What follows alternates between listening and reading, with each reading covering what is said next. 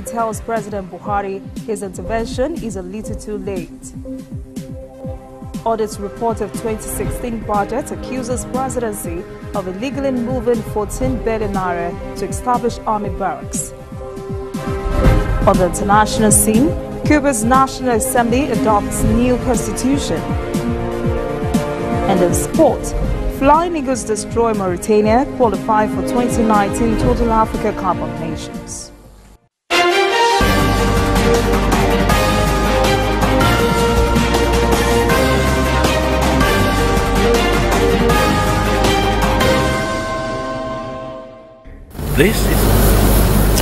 I am Olajumoke Olatunji. It was a weekend chock full of politics, from Osun primaries to political happenings in the country's capital. From the National Assembly to the hinterland, elections must be in the air. There was a particular political incident that has been getting lots of attention. Heden's Rotimi Akindele has the story. The intrigues were more pronounced in the nation's capital when the Reformed All Progressives Congress told President Buhari on Sunday his intervention in the defection plans of the party was a little too late. He says the time is gone for the president to start dangling juicy carrots before its members to stop their defection from the ruling APC. The breakaway APC faction accused the ruling administration of not keeping promises by not doing what it told Nigerians it would do during the 2015 elections. The ruling APC would like to stem our APC defection. Many of the APC lawmakers in both houses are members of the new party. To entice them to stay, APC has offered the lawmakers automatic tickets to run in next year's elections. President Buhari met with Senate President Bukola Saraki over the weekend and was reported to have appealed to him not to defect. He was also said to have promised Saraki would retain the Senate presidency should he stay with APC. Our APC told its members nationwide that there has been no change in its stance against the APC and, quote, "No amount of carrots, intimidation and harassment can dissuade us in our shared commitment to rescue this democracy," end quote. Political maneuverings are said to be going on by APC officials, including National Chairman Adams Oshomole, to rescue the party from a pending defections that could be formally announced on Thursday. Rotimi Akintunde, ANN News. There was pandemonium on Saturday at the visitation meeting of the PDP at the Etiosa local government area of Lagos State, during which Honorable Borishade Adeniyi, the Apapa local government PDP chapter chairman, was shot dead. PDP State Chairman Moshood Salvador described the incident as, quote, "very sad, especially as the party was working hard to rise above its challenges," end quote. He blamed the incident on those he called saboteurs. Police have arrested 5 suspects. Police have begun investigations, as Salvador says the perpetrators will be brought to justice. Meanwhile, it appears the opposition party PDP has a hard trick to play ahead of the upcoming elections. It has decided it should change its name. Experts say this might have been long coming since 2015, when the party lost the presidency. Since then, they say PDP has lost many governorship, legislative and rerun elections across the country. So the party believes a strategy of changing its name and putting new feathers on its wings may do the trick next election, or sort of rebranding of the party. Deputy Senate President Ike Ekweremadu is set to head a committee to look into the rebranding. Audit report of Nigeria's 2016 financial statement is out and has accused the presidency of illegally moving 14 billion naira from the stabilization fund to establish an army barracks. The report also points to poor bookkeeping practices among the agencies of government, especially in the oil mineral sector and in the management of revenue generation and expenditure. The report describes this as a major challenge in fighting corruption in public finance expenditure. The report says some of these flaws have led to overpayments to some revenue-generating agencies. Some agencies are also reported not to have made any payments into the Federation revenue account for certain months of the year. More than 300 ministries, departments and agencies are also reported not to have submitted their accounts for audit in 2016 more than in 2014.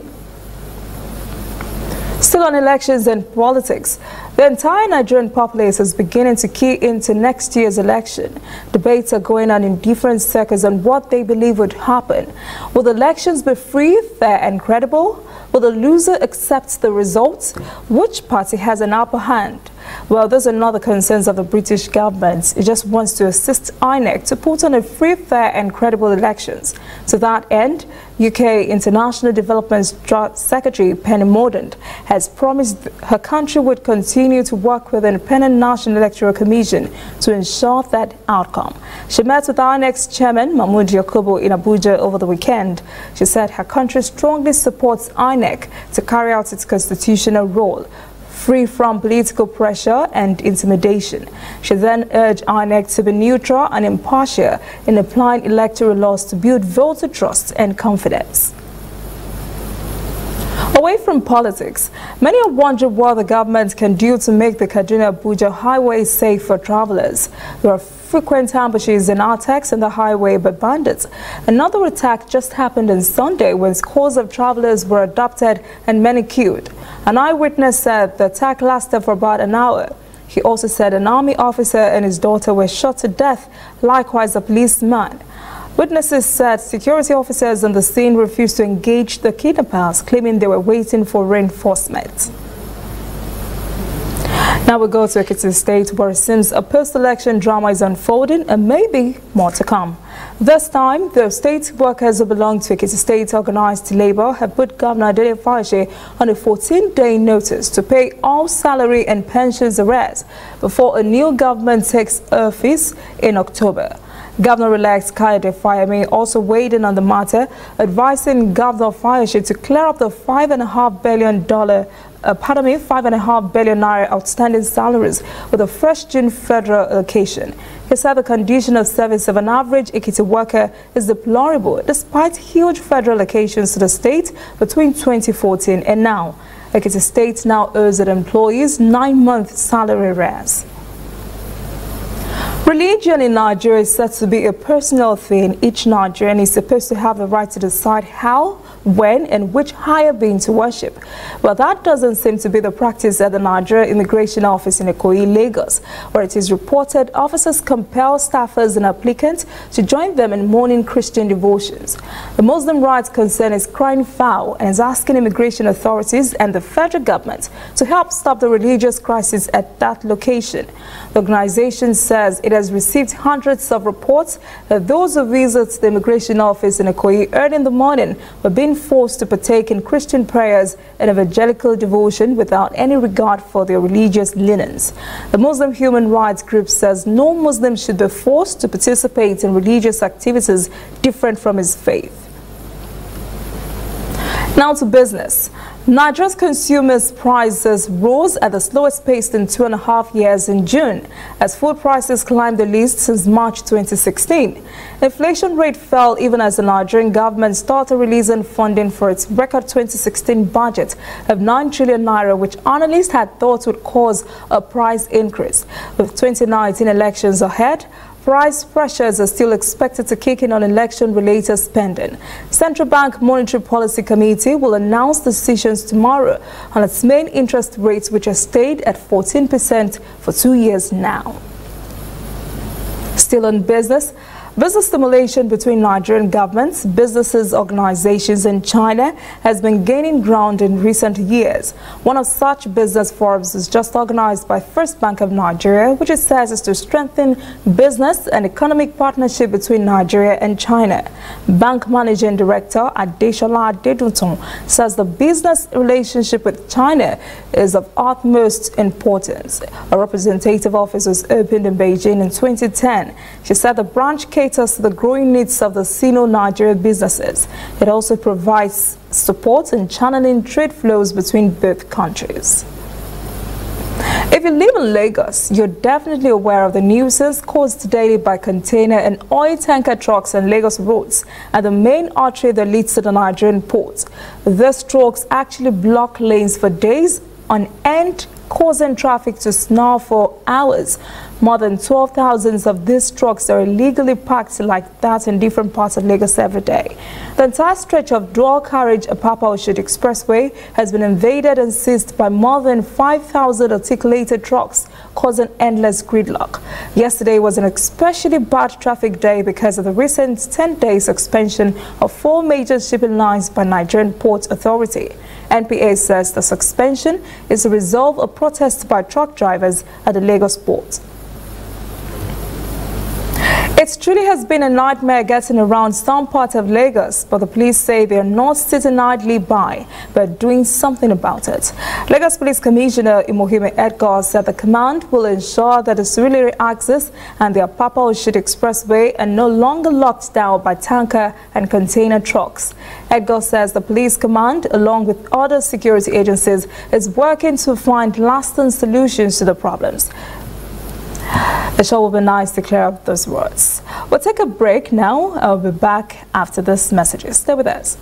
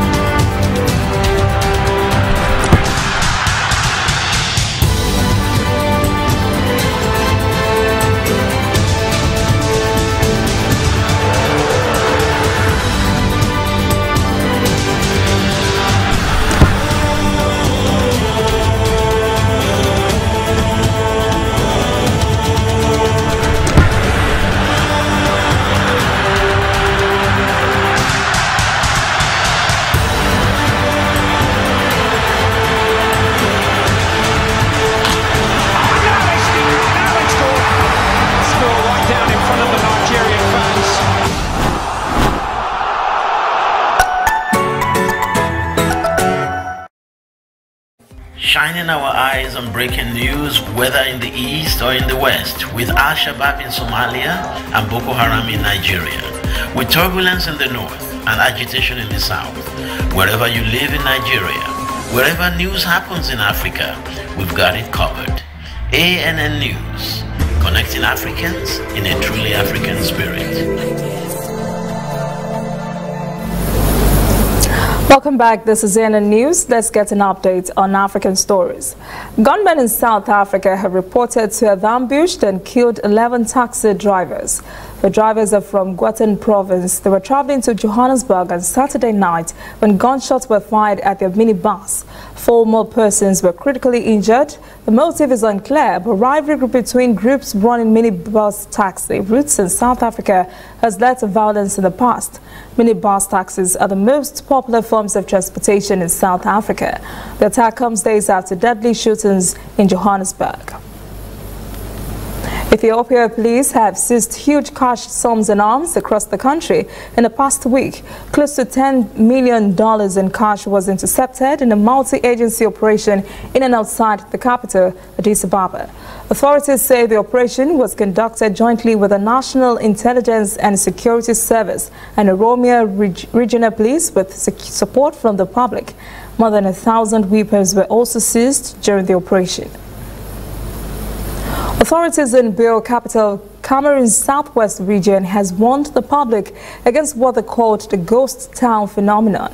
Lord Mayor of Bill Council Ekema Patrick Asunga said punitive measures will be taken against economic operators, especially those who respect the most recent call for a ghost town. The mayor stated in a press release that Monday remains a normal working day. A caution to persons who may plan to obey a call by suspected separatists to stay away. It says business of defaulters of the municipal order will be sealed till further notice. Al-Shabaab terrorists have attacked a military base in the south of Somalia with a suicide car bomb killing 27 soldiers. A strike follows a June attack on the base that wounded 7 soldiers. The group is battling to topple the central government. There was no immediate comment from government officials about the attack on the base in Bar Sanguni, some distance from the port city of Kismayu. A Somali military officer, Major Mohammed Aden, said the military was sending reinforcements to the base following the report of an explosion and heavy fighting after the rebel attack. Residents of Jamemi town near the site of the attack said they heard the blast followed by gunfire. With no clear successor to longtime President Abdulaziz Bouteflika, Algerians may well see their frail leader who rarely appears in public cling on for a fifth term. Bouteflika came to power 19 years ago. He won the backing of his conflict-weary citizens, who credited him with bringing about reconciliation after a fierce civil war. Nearly 2 decades on, and with the presidential election scheduled for next year, the 81-year-old leader shows little sign of leaving office despite his ailing health. A source said Bouteflika will definitely seek a fifth term as long as he's alive. There has been constant speculation about the health of the president, who suffered a stroke in 2013. He spent 3 months in a French hospital. School children in Kenya are helping to fight deforestation by planting seeds using slingshot. It's part of an initiative by the company Seedballs Kenya, which makes and sells seed balls globally. It encourages children to have slingshot competitions using the charcoal-covered seeds instead of stones. About 2 million seed balls have been planted in Kenya in the past year and a half in what has been called guerrilla gardening.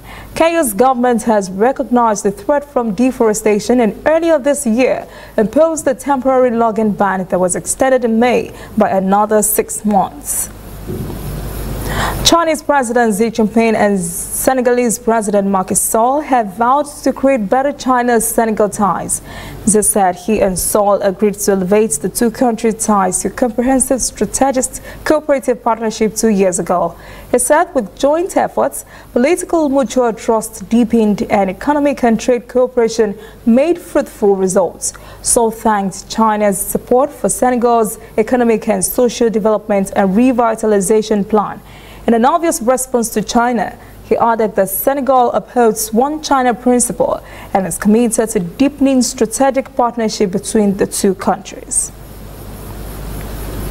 President Nana Addo Akufo-Addo has publicly spoken on a police assault that has outraged many across the country.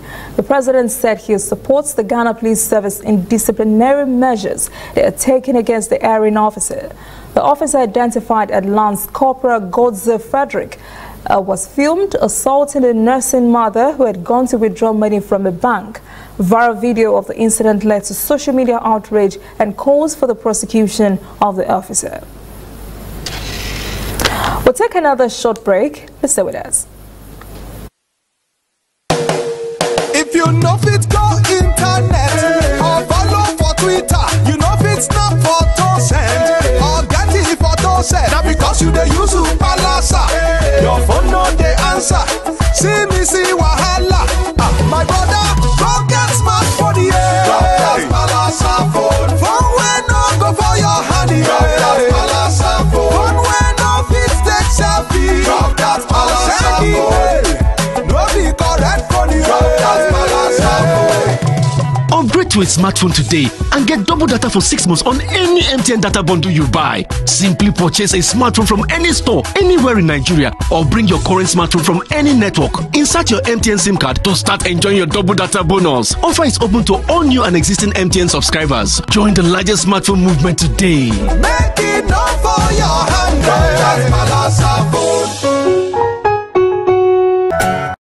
There is a new all-news network on the scene in Nigeria to give news from a purely news perspective and to promote free information flow across Africa. African News Network, ANN, fresh views, unbiased, bold, with a purely African view. Watch ANN News on MITV. ANN, in a truly African spirit. Welcome back. This is ANN News. Now to international news. The seat of the Kurdistan regional government in northern Iraq has experienced violence on Monday. Gunmen entered the governorate building in Erbil and fired from windows at security forces. 2 policemen were wounded. A deputy governor of the city said security forces have cleared the streets around the building. Erbil is the capital of Iraq's semi-autonomous Kurdistan region. The attackers have not been identified. Those types of attacks are rare in Erbil, one of the most stable cities in Iraq, although Islamic State, which has been largely defeated in Iraq, has carried out bombings in the city in the past. The group has targeted Kurdish forces and civilians in recent years. 14 people, including a young girl, were shot on Sunday in downtown Toronto, Canada's biggest city. One person was killed and the gunman also died. Toronto Police Chief Mark Saunders said the young girl was in critical condition. He said police are looking at all possible motives and are not closing any doors.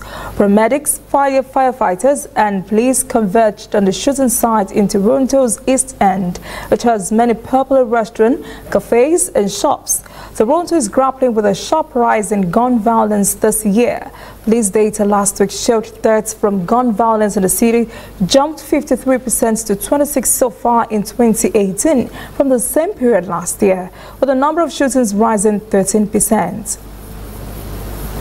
U.S. Secretary of State Mike Pompeo said the United Nations Security Council stands united in seeking a final verified denuclearization of North Korea, and that fully enforcing economic sanctions is key to eliminating nuclear weapons from the country. He said on Friday the countries of the Security Council are united on the need for final, fully verified denuclearization of North Korea, as agreed to by Chairman Kim Jong-un. Strict enforcement of sanctions is critical to achieving this goal. Members of the UN Security Council, and by extension all UN member states, have unanimously agreed to fully enforce sanctions on North Korea, and we expect them to continue to honor those commitments. When sanctions are not enforced, the prospects for the successful denuclearization of North Korea are diminished. Right now, North Korea is illegally smuggling petroleum products into the country at a level that far exceeds the quotas established by the United Nations. These illegal ship-to-ship transfers are the most prominent means by which this is happening. These transfers happened at least 89 times in the first 5 months of this year, and they continue to occur.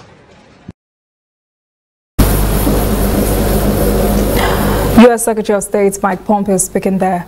Two prominent Republican U.S. senators said on Sunday the United States must move promptly to prepare new sanctions against Russia to discourage interference in upcoming elections. Senator Lindsey Graham said additional sanctions needed to be teed up before President Donald Trump holds a second meeting with Russian President Vladimir Putin. The U.S. leader came under heavy criticism for failing to confront Putin about interference in the 2016 election. The two leaders met in Helsinki, Finland last Monday. Undaunted by the backlash in his own party to his first meeting, Trump invited Putin to a White House meeting sometime this autumn. Congressional elections will take place in November. Representative Trey Gordon, the Republican chairman of the House Oversight and Government Reform Committee, questioned the wisdom of Putin being ushered into the White House. Gordon made his remarks during an interview on television Fox News Sunday. Cuba's National Assembly has adopted a new constitution that would recognize market economics, yet keep the Communist Party firmly in control of the economy and the ship of state. It will be voted on in a national referendum later this year. President Miguel Diaz-Canel says after it's put to discussion and voted on, Cubans will be more united in their defense of the revolution. The president underscored that every Cuban can freely express his own opinions on his constitutional text reflecting the present and future of the nation. Cash-strapped Cuba has been under a U.S. embargo for more than 4 decades. Its main economic partner is now Venezuela. So the government in Havana, short on food, fuel, and locally made goods, is keen to get new partners to take a chance in investing in the Caribbean nation of 11 million, even though it staunchly opposes too much concentration of wealth in too few hands domestically. Stay with us, CNN News will return shortly.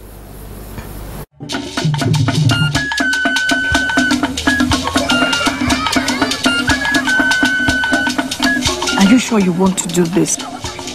Adam, go and bring us your husband. Okay, hello baby. We're in this together, okay? Can you hear me? Keep coming forward. Wait, stop. You okay, lean to your right. Keep walking down. Keep walking to the left. Yes. You're almost here. Keep going. You are here. Wow, you did it. I'm just so glad I didn't have to use my cane to do this. And I am so glad no other man got you before me. Let me be your eyes. We will never stop working to give you a network you can rely on so you can enjoy life's special moments. MTN, everywhere you go. Welcome back. This is NN News. Now to sport. Nigeria's under-20 women team, the Super Falconets, started their foreign tour on a winning note by pipping Australian side FC Bargham 3-0 in a friendly game on Sunday. Goals from Adebisi Saheed and Monday Gift plus an own goal by their opponents gave the Falconets the win. The next game is against FC Wacker Innsbruck of Austria. The team led by Chris Danjuma arrived in Austria on Saturday for a 12-day training exercise ahead of the 2018 FIFA Under-20 Women's World Cup Finals taking place in France next month. Nigeria will battle Haiti, China and Germany in Group D at the competition. The Falconets' opening match is against perennial foes Germany before clashes with Haiti and China. Germany beats Nigeria in the 2010 and 2014 final matches. Nigeria's Flying Eagles have qualified for the 2019 Total Africa Cup of Nations to be hosted by Niger. They defeated Mauritania 5-0 in their second leg final round clash at Agege Stadium on Saturday. The Flying Eagles qualified 6-1 on aggregate, having played 1-1 with Mauritania in Nouakchott last month. A hat-trick from Nazifi Yahaya, a strike from Wasiu Alalade and Aremu Afiz sealed an emphatic win for Nigeria. Congratulations to the Nigerians. And as NN News this evening, thanks for joining us. For details on this and other stories, visit our website nnnewsafrica.net and the social media platforms NN Africa TV. I am Olajumoke Olatunji. Have a pleasure.